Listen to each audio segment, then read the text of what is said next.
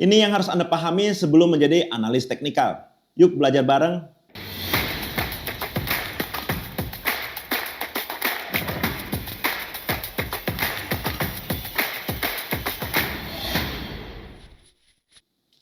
Halo semuanya, balik lagi bersama saya Rudy di Rudy's Channel. Ini adalah series khusus tentang belajar teknika analisis dari nol untuk pemula. So, tanpa berlama-lama lagi, langsung saja kita gaskan. Sebagai seorang analis teknikal, kita wajib untuk mengetahui tentang yang namanya Dow Theory. Apa sih Dow Theory itu? Kita mulai dulu dari sejarahnya.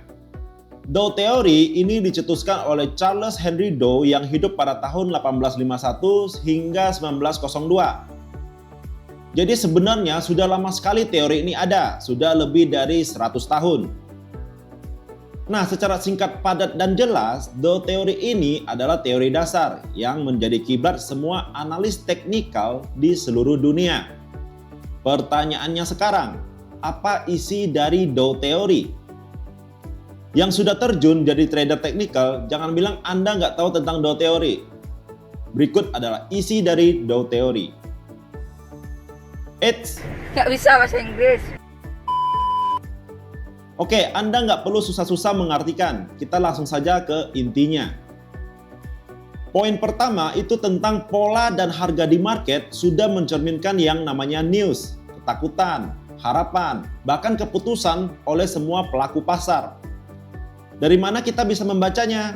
Bisa dari support resistance, candlestick pattern, chart pattern, area supply demand, dan masih banyak lagi. Sampai di sini apakah Anda masih bingung?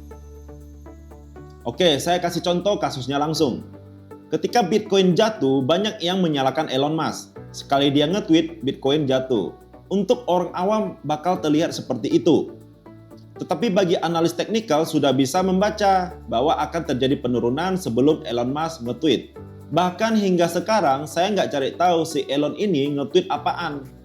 Yang saya lihat hanya pola ciri penurunan muncul, yaitu rising wedge dan head and shoulder. Contoh lain, Luna, atau sekarang menjadi Luna Classic. Harga kemarin kan sempat kalau nggak salah $110 per koin kan? Nah, sekarang tinggal berapa?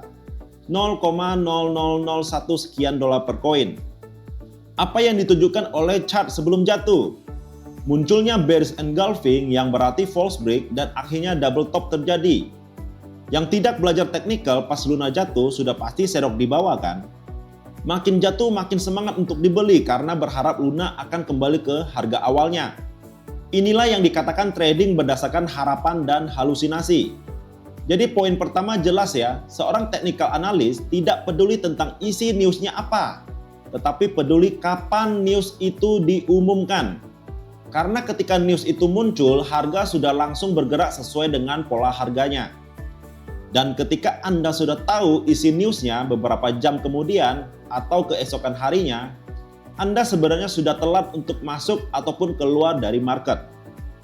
Poin yang kedua, market ada 3 gerakan atau movement, yaitu primary, secondary, dan minor. Jadi pergerakan trend di market itu tidak mungkin naik lurus atau turun lurus. Pastinya akan selalu naik dan turun.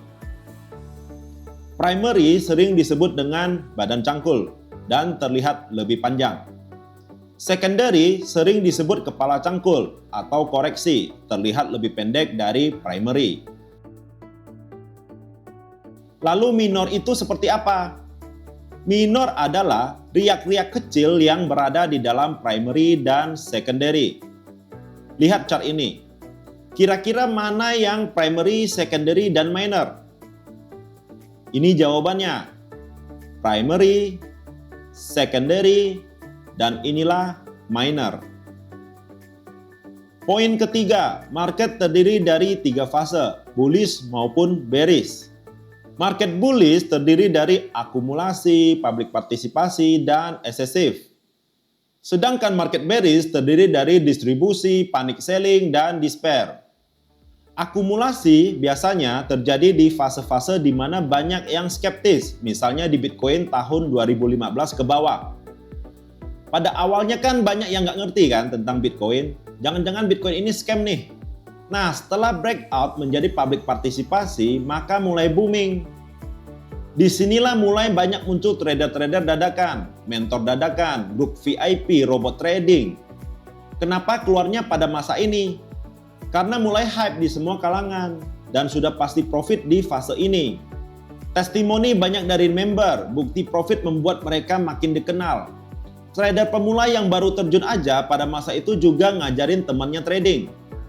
Apakah karena ilmunya hebat? Enggak. Monyet aja, monyet nih kalau dikasih HP, disuruh pencet buy pada saat public partisipasi juga bakalan profit. Selanjutnya fase eksesif. Ini adalah fase kenaikan terakhir atau jebakan. Ini adalah tempat para institusi besar take profit, keluar dari market dan menjual barangnya. Trader pemula biasanya nyangkut di puncak harga. Jika sebelumnya trader profit dengan cara yang salah, contohnya pasukan serok bawah di kripto. Jika terjadi di fase public partisipasi dan profit, maka akan cenderung mengulang cara profitnya. Sayangnya dilakukan di fase distribusi dan panic selling. Apa yang terjadi? Nyangkut, modal habis. Kalau di Bitcoin masih oke lah, tapi kalau di koin-koin micit, 10 tahun lagi belum tentu balik kan? Dan yang terakhir fase despair. Apa itu? Yaitu fase depresi atau putus asa atau penurunan terakhir. Peminatnya sudah jauh berkurang dan ini kebalikan dari eksesif. Setelah fase despair selesai, maka akan mengulang fase bullish lagi. Diawali dengan fase akumulasi dan seterusnya. Satu pertanyaan buat kalian. Apakah kripto sekarang sudah selesai di fase despair? Gimana menurut kalian? Saya tunggu di kolom komentar. Poin keempat. Poin keempat ini cenderung ke market korelasi, karena market itu sebenarnya saling berhubungan. Tetapi yang perlu diingat yaitu adanya korelasi negatif dan positif.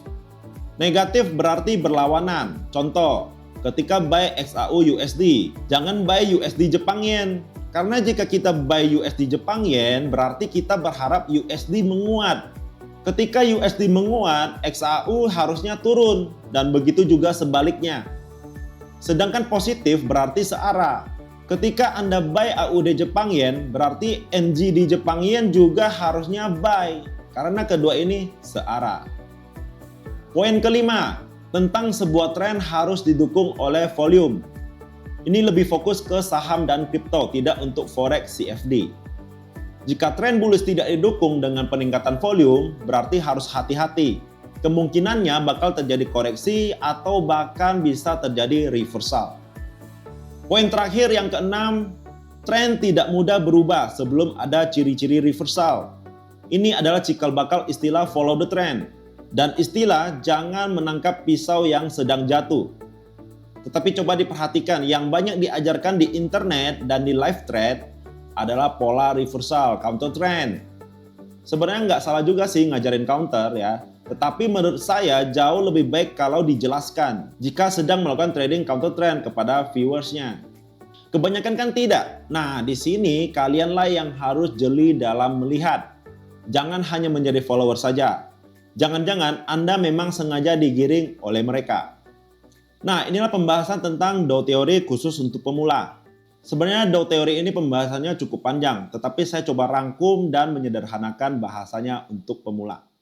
Silakan share video ini ke teman-teman Anda dan komunitas trading Anda yang ingin belajar bareng. Jangan lupa subscribe channel ini sehingga Anda tidak ketinggalan materi pembelajaran berikutnya. Like jika Anda suka serta silakan komen di kolom komentar terkait pembahasan di video kali ini. So, saya Rudy. I will see you in the next video. Bye-bye.